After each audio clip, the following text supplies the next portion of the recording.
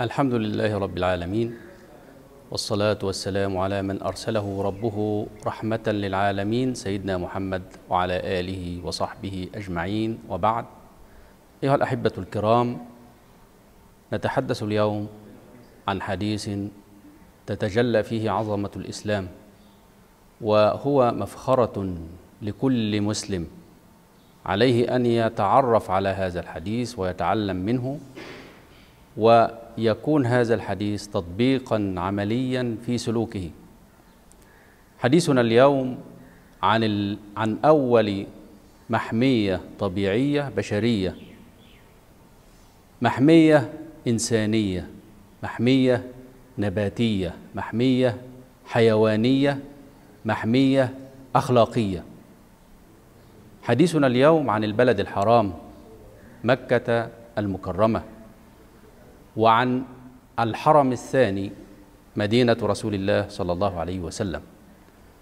النبي صلى الله عليه وسلم يقول: إن الله حرم مكة فلا تحل لأحد بعدي. إن الله حرم مكة لم تحل لأحد قبلي ولا تحل لأحد بعدي. لا يختلى خلاها، ولا يعضد شجرها، ولا ينفر صيدها، ولا تلتقط لقطتها إلا لمعرف. أيها الإخوة الأعزاء، الناس حديثا عرفوا ما يعرف بالمحميات الطبيعية، وكان أول فكرة لهذه المحميات ما ظهر في عام 1820 ميلادية على يد تشارلز واترتون، والذي أسس أول محمية طبيعية كما يقولون في تاريخ البشرية في هذا العام في إنجلترا. وكان مقصده أن يحمي الطيور التي تقف على أشجار قصره، فبنى سورا عاليا في هذا القصر حتى يحمي الطيور، فعرف هذا بأول محمية طبيعية عرفها التاريخ. لكن أول محمية عرفها التاريخ هي مكة التي حرمها الله سبحانه وتعالى. ويرجع هذا التحريم إلى متى؟ يرجع هذا التحريم إلى يوم خلق السماوات والأرض. الله سبحانه وتعالى حرم مكة يوم خلق السماوات والأرض.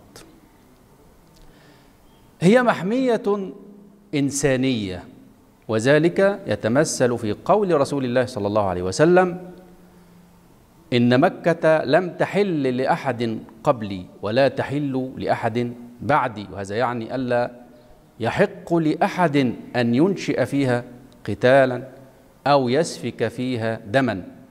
وأيضا هي محمية نباتية. النبي صلى الله عليه وسلم يقول: لا يختلى خلاها، يعبر عن بعض أنواع النباتات وهي الحشائش التي تنبت بنفسها لا يزرعها الإنسان.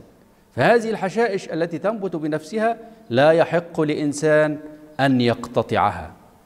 وكذلك النبات الذي يزرعه الإنسان وهو الشجر، ما يسمى بالشجر، ولا يعضد شجرها. والنبي صلى الله عليه وسلم يعبر عن هذا ويقول: إن الإنسان ينبغي عليه ألا يمسك طرفا أو غصنا من شجرة ثم يقطعه.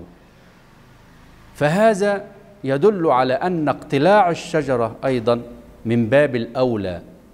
هذه محافظة على جميع أغصان الشجرة والشجرة كلها.